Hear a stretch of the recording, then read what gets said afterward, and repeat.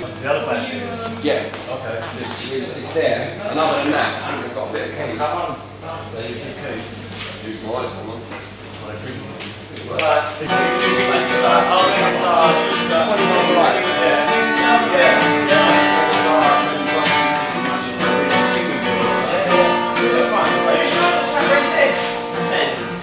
Listen, my guitar picks. We'll probably have both not night.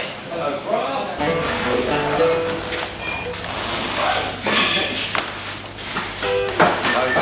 Alright, mate. Do it.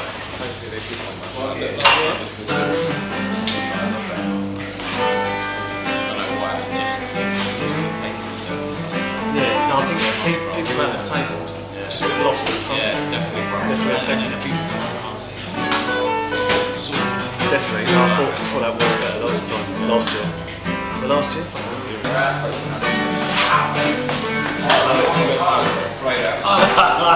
Oh man, sleep. Brilliant. Slump from the shit. Proper like, you know, like proper documentation. Proper jumps up.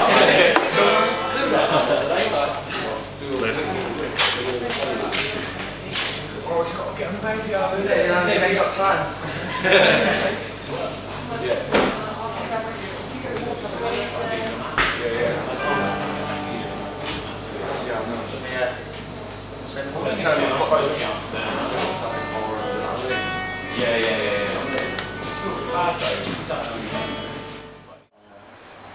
This cat Is that the she's lovely. Oh, she's sweet. She is, so she's lovely. She was playing earlier. Yeah, she's really friendly, like.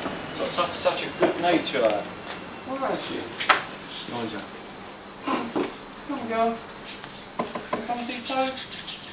She's really friendly, man. I went up last night. I'd imagine most pub cats are, aren't they? Because Yeah. fucking non-stop people in and out. Do you remember that dog that dropped a beer? Where was it? It was in Derby. This dog, right? If you left a can of beer, I swear, it sounds like one of them bullshit roadie stories, doesn't it? Yeah, stories of friends that used to run a pub and they used to like be in the drip trays. He was mutton, like completely deaf, this dog, because of the sand. Yeah, he was deaf, wasn't he? And if you left like a can of beer, he'd pick it up and go like that. He'd done it, didn't he? In front of us, he'd stick it up and just drink it. He's an Alsatian, wasn't he? A German Shepherd. Yeah. He's beautiful, wasn't he? Yeah. For me, always. Do you mind if I take a bit of this? That's alright. Always, it's just for me. It's always chords, and then just get a chord structure together, and then hum like a melody and just ramble sort of load of shit. So is it always? Do you always start with chords, or is it lyrics, or melody lines, or what? I never start with like lyrics. I always have to have sort of like chords to sing, like to hum a tune to. Right. And then once the melody is sort of there, and when I just waffle rubbish, you know what I mean? And every now and then, sometimes little words poke out that you're not really saying, but they sound like something. You don't walk. I walk down the road like with my phone, and I just record in my phone. And I start whistling or singing. I don't give a shit if anybody like, you know. I always buy like dictaphones. Yeah. Because you always forget things, don't you? And what's your method then? What do you do? I don't know. But I find like things always come at times when like you're meant to be doing something else. Do you know what I mean? Like, you know that sort of time when you've got a rush to get ready or something to go somewhere, and then you sort of do something, and then it always seems to happen like that. Whereas if you that explains Luke's punctuality. No, but you know that sort of thing where you're not meant to be doing it. It's almost like you're not thinking about it. You're not thinking about it. That's it. That's when that's the same with me. If I'm listening to stuff, I always put something down. I always listen to it in the car and I can hear it best because you're concentrating on the road. So you're not like studying it too much, and I don't know. But your lyrics, I mean, the crowds really know. That's what's really amazed me. It's really nice that I don't know you guys that well, because to come down here and your crowd is so fanatical with your words, and I mean it's the tunes as well, obviously, but the bloody words, every word just singing it all, you know. The other day, there was a 12-year-old at the front. Yeah, that was brilliant. And some of the songs like got quite a lot of lyrics in them, and he was fucking singing them all, man. It was mental. Because I got a few last night. I mean, I was right on them, you know, but singing away, you know. I think that's really good. But I've not seen that for a while. But they're quite obsessed with it. They're very simple, like whoa, whoa, whoa. They can take to them very easily. Yeah, that's quite amazing. You should try and do a really complicated sort of, you know what I mean, like just like whoa, whoa, whoa, whoa, whoa. Try to do like a fucking, what's it called, man? What's that film? Close encounters of the first. You got to really watch you don't get into that like, oh, and they go, oh, you go, ah, and they start doing all that. And Yeah. you're being Butlins and mate, it's not worth it. Or you might be Queen. Yeah, yeah. You do have to be careful, man. So we was listening to that song the other day with that whistle in it on that Homebase advert, and you have to be careful because I think if you did get a song in the wrong place, it could kill you, man. But that band had no other tunes, do they? So they're probably lapping that shit up. Yeah. We see that. You know the Peter, Bjorn and John. You know that tune with the whistling on it. It's not a massive tune, isn't it? But then it was at a festival, wasn't it, Luke? And they played, and like everyone, just as soon as that song was done, and they played it like right early on in the set, which was a bit of a moody move, I thought. No, they don't do that. Fucked off, didn't they, after that? Ended with it at least, didn't it? Yeah, but would have hung about for it. Your set orders, right? I mean, how important are they? You get them right. What's that? Your set orders.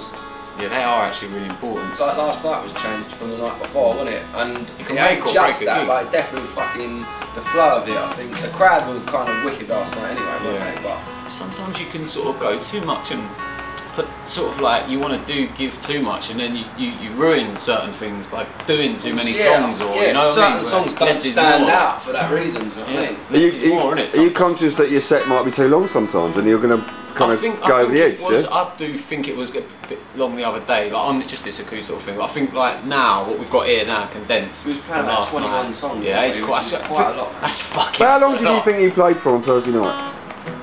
Seriously? About an hour. Hour and 10 maybe. It's about an hour and 10. Yeah. Last night was a bit shorter. Was it? Yeah. I think it's better a bit shorter, man. We were saying this the other day, even if the fucking Rolling Stones are playing, I wouldn't want to watch the Rolling Stones for 3 hours, you know what I mean, regardless. But the other thing I noticed, you don't do encores. No. Why? Because we play all the songs we know. In the set. Oh, we do when we do a little full band gig.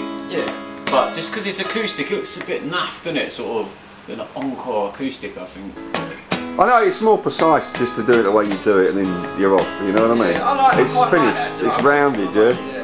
Yeah, it's just over, isn't it? I think by the time we do that, like sort of Romeo and Julie, which is one we've been finishing on, everyone's done by now. I think. Are you afraid that you won't pick the moment up again that you've left on stage? Yeah. I don't see the point in going back and trying to get what you've just got. You know what I mean? Because if you don't, then you've ruined it. And if you do, you've had it anyway. Do you think doing a set is like having sex? In a sense of, I used to tell my DJs that, right? I used to say it's like, you know, you've got to obviously start with your foreplay, yeah? Get the crowd warmed up a little bit, you know. Then obviously you've got your penetration. Just go steaming in. Right, yeah. No, it's interesting. So what you get a bit tired halfway through. Similarly fears, you know. So what's your plans for next year then? What's going on? We're just going to start recording at the beginning of the year, and then as soon as that album is done, we'll have to do a tour, won't we? Yeah. So is that because you're still tied in with management, aren't you? Yeah. Yeah. We're still with the management, but we're not with a label, so. Right. Which is a good place to be if you can bring it out like that, because you ain't got to fucking pay a record label loads of money for not doing much. I think you'll get it. The weird thing is it's giving you guys back a bit more control, isn't it? You think so? It's just cutting out an extra person to fuck something up, really. Yeah. I think, and take money off. Because I was speaking to two people on the train last night that were so incredibly passionate about you guys. On the way home. Unbelievable, yeah. They're going, you the bloke with the camera? I'm going, yeah. And they're talking about you guys, you know, they've seen you all over the place. You know? Devout fans. They are unbelievable out bands, to be honest. They're like, there's a lot of bands out there that ain't got the following, nowhere near the following we've got. I know. That's one thing I've picked up on is I'm not just saying this because I'm hearing that, but it's quite kind of, you know, it's full on, isn't it? You know. And so the thing that really got me was that they know all the words. It's just like every song. Well, they've kept us going, haven't they? You know what I mean? Because like. But the truth is, right, the whole thing that I think is brilliant about this Rifles thing, and it's probably a lot better in some ways than it being a massive commercial success, is that it all is like a unified thing. You know, a bit like what it used. I think it is a little bit like a punk thing a bit. Do you know what I mean? It's a little bit like it's because if the crowd ain't involved, the gig. We can't do it on our own. We can't make a fucking amazing gig on our own. If the crowd ain't fucking there, you might as well just fuck off. Because we've had gigs like that and it's dead. We could play our arts out and it won't have that magic. But if the crowd, it becomes a unit and then you get onto a different level, I think. You get onto a different level. That gig last night is a different level. It's like a buzz, like a drug. Yeah, but you're not a bunch of pretentious bloody rock star wallies or whatever, because you connect with the audience straight away. No, I just think and that's what they really appreciate. They connect with us as well, and that's what I mean. It's a unified thing. Yeah, but they've got their role to play, I think. Yeah, but I feel but as soon as you walk out there, you immediately connected with them. You're not, that's what I find straight away. It's like it's no pretentious crap here. You know what I mean? No. That's what, and they really feel that. If you give it out to them, that's what I found. You give it out to them, they certainly get it back to tenfold. It's funny. Sometimes it just doesn't. Sometimes it just don't happen. Yeah. You can't really explain that, and then sometimes it just does. So what was the difference from Thursday night to last night then? Exactly that. Tables and chairs.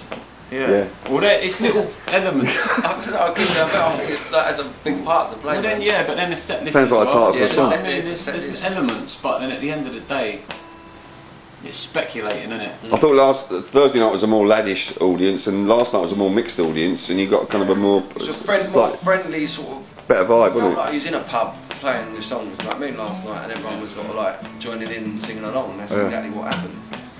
Is it but definitely the night before, because all the tables weren't out, and there's just all the people there. Anyone behind them people ain't involved because they can't see you and they can't. Do you know what I mean? They ain't part of it as such. Yeah, no, it's definitely better last night with the table. Yeah, gotcha. Yeah, brilliant.